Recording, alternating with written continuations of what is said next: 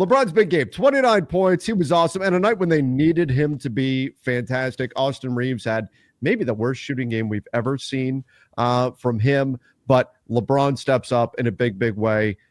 He was moving the ball well, liked what we were seeing out of him in terms of surveying the floor, finding the right pass, the right ways to attack, was hitting shots, was hitting the fadeaways when he was able to get an ISO and the double didn't come. When the double did come, he was passing out of it. And I particularly loved LeBron as a screener. We saw that action with him and Austin Reeves. We saw that action with him and Luka Doncic quite a bit, and that was particularly effective. Jovan, I know you haven't had a chance to sink your teeth into all of this yet because you were traveling. You've seen the game, though. You haven't publicly given your comments. What are your thoughts on what LeBron did last night? Yeah, unfortunately, I was traveling back last night, didn't plan my return as well as I should have. So I was watching this game on the plane, and the Wi-Fi was not the best, so I kept having to rewind. And similar to the Raptors game, I at some point, I didn't catch that one live. Was like, okay, it looks like this is not going to overtime, so there's going to be a decision here. And lo and behold, LeBron James scores 10 straight points, 10 of his 12 points in the fourth to ice the game. And to me, this is the most LeBron has looked like himself since returning. I think we had seen some flashes, like the playmaking and in the decision-making, I think have been there from a passing perspective. And we've seen as that secondary side guy, just picking teams apart with finding cutters and shooters and roll men. Like he's been able to do a lot of that at a very high level. And he also had the 25-point game against the Clippers where he started to look a little bit more like himself. But this game by far to me was LeBron's best game since returning, and coming off of that Toronto game where the streak stops. He does make the game-winning assist to Rui, but he was 4 for 17 in that game and was looking like every bit his age at that point of a 40-year-old in decline. But I thought that the key for this one, you mentioned it, Trevor, was spamming screening actions with LeBron. And it was LeBron and Austin earlier in the quarter.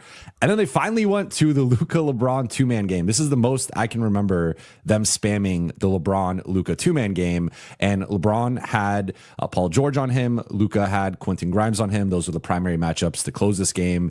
And one interesting wrinkle within the two-man game was that it would often be Luka pitching the ball to LeBron pitching it back to him quickly, almost like a give and go action, and then immediately going into a screen out of that, which I thought kind of disrupted the defensive rhythm for the Sixers. But LeBron as a screener and then a roller or a popper, really effective down the stretch here. And this is an element of the Lakers offense that they have not really tapped into, even going back to last season. It's something that I have repeatedly clamored for more of. I'm sure you guys have as well on your shows. So it was encouraging to see that, because again, that is a part that it's often been LeBron off of the ball, or if he is screening, it is for Austin, not for Luka. But for them to have so much success for that, I think this is proof of concept of a totally different part of LA's offense that they need to tap in more moving forward. Jason, is that what you saw? Is this a path forward? Maybe not a total shift, because we're still talking about a very high volume pick and roll team, the best pick and roll team in the NBA right now. But is this an important, maybe new arrow in the quiver, a new tool in the toolbox for the Lakers to go to on a consistent basis, putting LeBron as the screener in this action? Yeah, so he's been the screener plenty with Austin over the years. That we just saw more balance in the sense that he would run it inverted with Austin also screening for him. There's a second thing that I'm not going to touch on right now, but LeBron is running about half as many possessions as the half-court initiator this season as he did last year per game. We'll get into that in a little bit. But what that's leaning towards in this case is him screening for Austin more than Austin screening for him. But it is something that he would do in the past. The specific thing we called on, if you guys remember back in the Thursday show, we discussed this specific concept of the LeBron-Luka two-man game, and the specific thing that we brought up was when they blitz Luka. And if you guys remember, on the possession right before LeBron hit the tie-breaking three at the top of the key, Ayton was screening for Luka still. Most of those threes that LeBron hit at the beginning of that sequence were him burning Paul George, tagging Ayton on rolls after blitzes or after at the level coverages on Luka Ayton ball screens.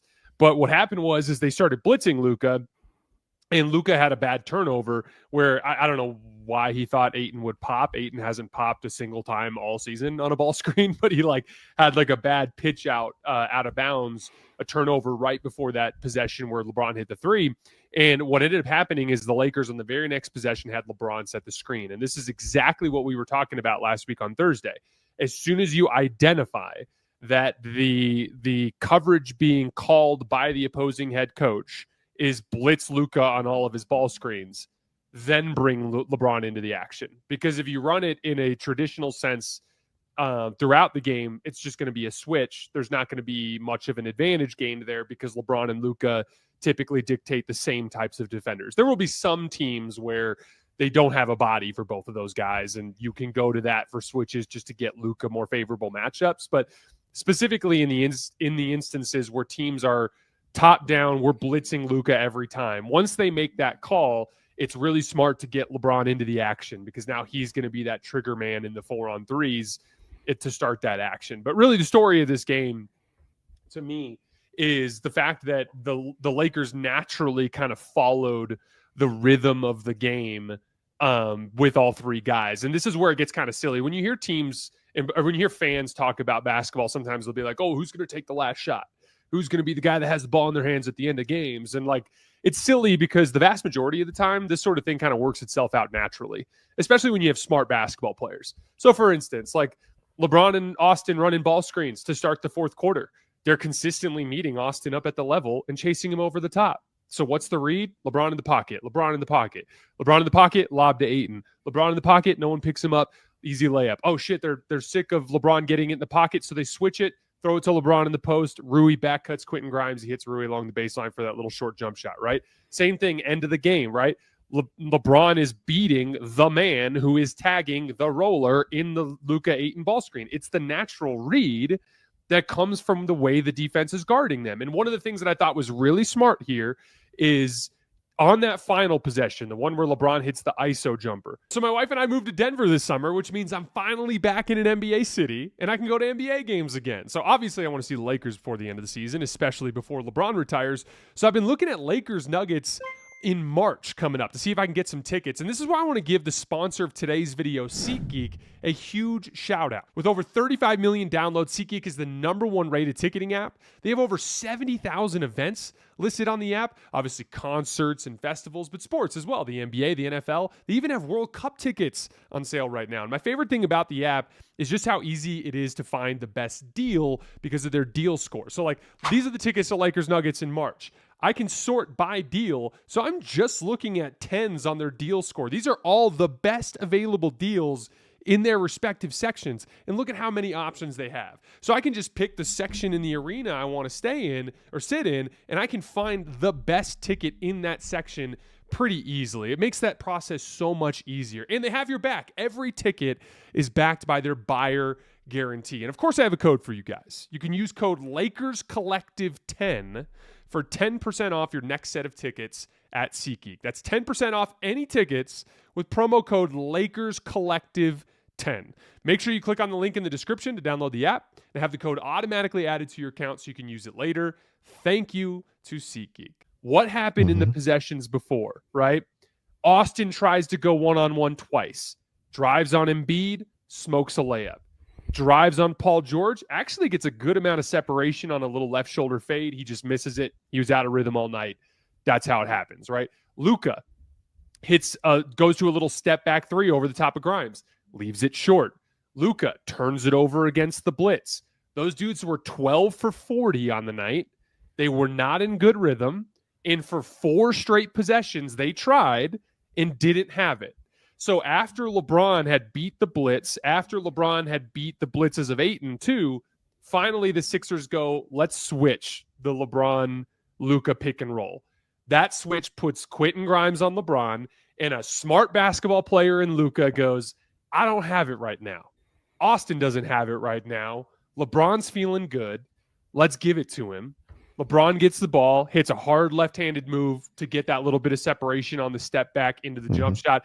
I thought it was such a perfect example in that entire fourth quarter of 3 really smart basketball players kind of poking and prodding the way that they like to within their games, but ultimately letting the coverages and the natural rhythm of the way those guys were playing dictate where the ball went. And it constantly just made it to the right spots.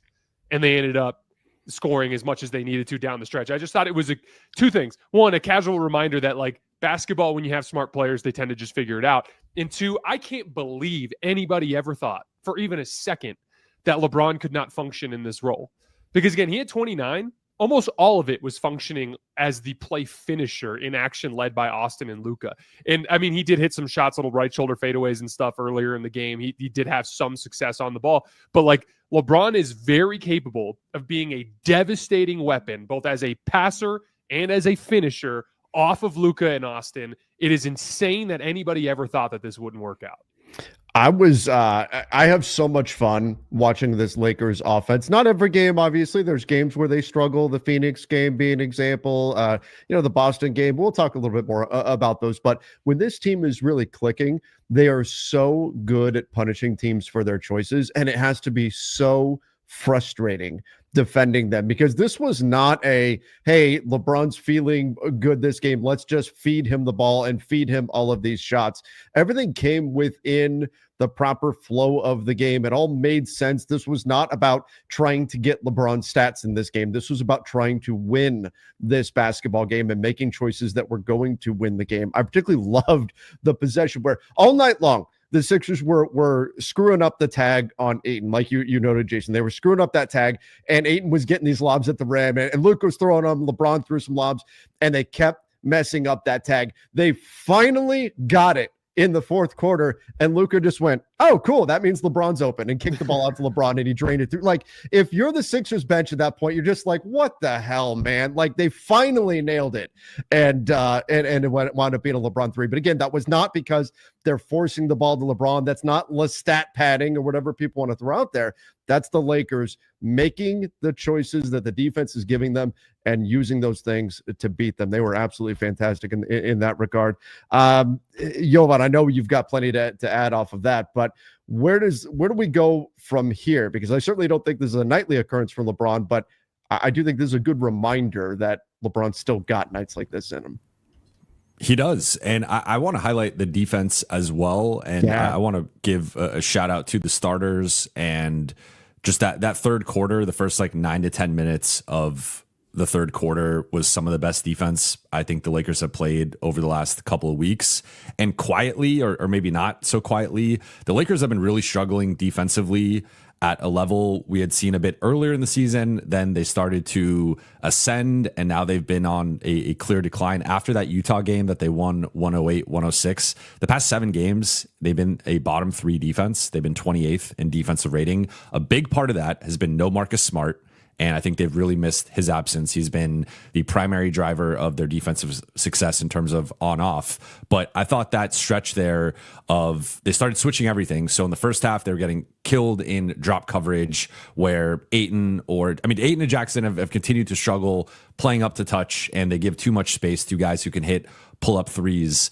So Maxey, VJ Edgecombe, they're both hitting pull-up threes. They're both getting downhill. The Lakers, like that first half was really concerning from a defensive perspective in terms of the speed of Maxey just blowing by Austin and blowing by like multiple Lakers defenders on most possessions. But then in the second half, it just became switch everything. And they were actually switching Ayton onto Maxey, switching Ayton onto Edgecombe, and just saying like, hey, we're going to shrink the floor. We're going to play off of Embiid, who I thought was the most harmful player out there. Like offensively went 4 for 21, then defensively could not really rotate or protect the rim. They really struggled, in my opinion, in those minutes. So they started to be like, hey, if Embiid is going to like take a 3 or try to beat someone off the dribble or in a mismatch, or even Dominic Barlow, they started to help off of him. They were like, we're going to send all our attention to like the primary guy on Maxey, everybody shift over and load up the paint. And we're going to cut off his driving lanes, and we're going to cut off their driving kick. So I thought that the third quarter defense, like it wasn't as sharp in the fourth, but still got the job done in crunch time. But to me, that was a big turning point where, like, I mean, that first few minutes of the third was the game, in my opinion, right? Like they went from down 7 at the half to, I think, up 8, like 4 or 5 minutes left in the third. So that few minute stretch defensively, and LeBron was a big part of that. LeBron as the backline helper, rotating. Remember, he had that one play where Maxey drove and kick, and he was trying to drive and kick, and LeBron blocks it and creates a transition opportunity. So LeBron was a big part of that, and I think. Again, the defensive expectations with this group have to be tempered to a degree that I don't think they're going to be an elite defense that's constructed, but they can have stretches of elite defense as we've seen. And I thought that third quarter, with led by LeBron, in my opinion, to a degree, that was a big part of the second half turnaround. It was a big question going into this game. What were the Lakers going to do about Maxey? How are they going to, so when you don't have a natural point of attack defender where you could say, here, go get this guy, and especially when you're going to be in a super switchy scheme, they're going to have to make some choices and figure out what it is that they're going to do to ultimately slow these guys down, because you can't have Maxey going for 40 on high percentages. And they were able to make some of those changes that Jovan called out there in the second half. And that made a big difference, especially in that third quarter. As you said, they wound up winning the quarter 34-24. And of course, that winds up being the big quarter of separation in the game. Part of that, too, I do think one of the areas where they miss Marcus Smart, beyond just his physical capabilities as a defender, but it's also as an organizer on the floor, calling things out. And I thought LeBron stepped up in some ways. If you saw, he knew the Sixers play on the final possession of the game, and that was part of why he was able to just step in and steal it and steal the pass and secure that. He knew it was coming. We saw him organizing the defense quite a bit out there. And I think that's an area where he can be very, very useful for this team defensively, even if he's not going to be a lockdown defender himself night in, night out. It's organizing them. But they did come up with a pretty good scheme, I thought, in the third to turn the tide and get things going in the right direction. As you noted, they're, of course, not going to be a top line, best defense in the NBA, not as presently constructed, but they did make, I think, some good choices, some that really paid off, helped that Joel Embiid really struggled in last night's